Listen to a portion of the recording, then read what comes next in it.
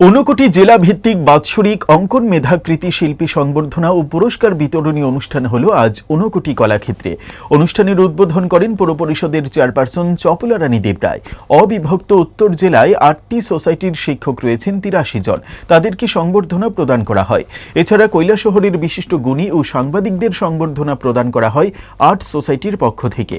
রাজ্য ভিত্তিক অনুষ্ঠান আগরতলায় গত বছর হয়েছিল, কিন্তু লোক সমাগম বেশি থাকার কারণে এবছর জেলা ভিত্তিক অনুষ্ঠানের আয়োজন করা হয়েছে। ঊনকোটি জেলার সর্বশেষ অনুষ্ঠান এই বছরের জন্য সেখানে দীর্ঘ ৮ সোসাইটির স্কলারশিপ সহ